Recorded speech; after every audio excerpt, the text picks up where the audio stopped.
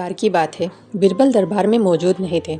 इसी बात का फायदा उठाकर कुछ मंत्रीगण बीरबल के खिलाफ महाराज अकबर के कान भरने लगे।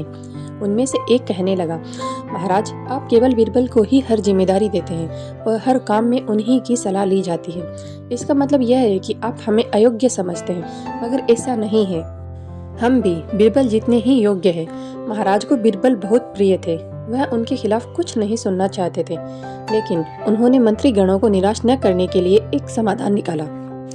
उन्होंने उनसे कहा, मैं तुम सभी से एक प्रश्न का जवाब चाहता हूँ, मगर ध्यान रहे कि अगर तुम लोग इसका जवाब न दे पाए तो तुम सबको फांसी की सजा सुनाई जाएगी। दरबारी ने झिझक कर महाराज से कहा, ठीक है महाराज, हमें आपकी ये शर्त मंजूर है, लेकिन पहले आप प्रश्न तो पूछिए। महाराज ने कहा, दुनिया की सबसे बड़ी चीज क्या है? यह सवाल सुनकर सभी मंत्रीगण एक दूसरे का मुंह ताकने लगे। महाराज ने उनकी ये स्थिति देखकर कहा, याद रहे कि इस प्रश्न का उत्तर सटीक होना चाहिए। मुझे कोई भी अटपटा सा जवाब नहीं चाहिए। इस पर मंत्रीगणों ने राजा से इस प्रश्न का उत्तर देने के लिए कुछ दिनों की मोहलत मांगी। राजा भी इस बात के लिए तैयार हो गए। महल से बाहर निकलकर सभी मंत्रीगण इस प्रश्न का उत्तर ढूंढने लगे। पहले ने कहा कि दुनिया की सबसे बड़ी चीज भगवान है, तो दूसरा कहने लगा कि दुनिया की सबसे बड़ी चीज भूख है। तीसरे ने दोनों के जवाब को नकार दिया और कहा कि भगवान कोई चीज नहीं है और भूख को भी बर्दाश्त किया जा सकता है। इसलिए राजा के प्रश्न का उत्तर इन दोनों में से कोई नहीं है। धीरे धीरे समय बीतता गया और मोहलत के सभी दिन भी गुजर गए।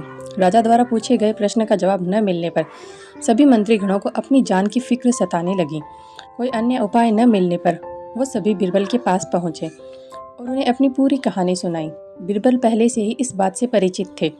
उन्होंने उनसे कहा, मैं तुम्हारी जान बचा सकता हूँ, लेकिन तुम्हें वही करना होगा जैसा मैं कहूँ। सभी बीरबल की बात पर राजी हो गए।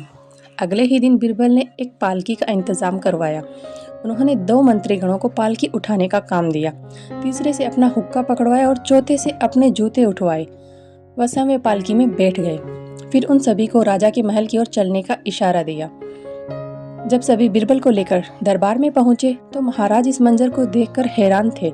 इससे पहले कि वो बीरबल से कुछ पूछते, बीरबल खुद ही राजा से बोले, महाराज, दुनिया की सबसे बड़ी चीज गरज होती है।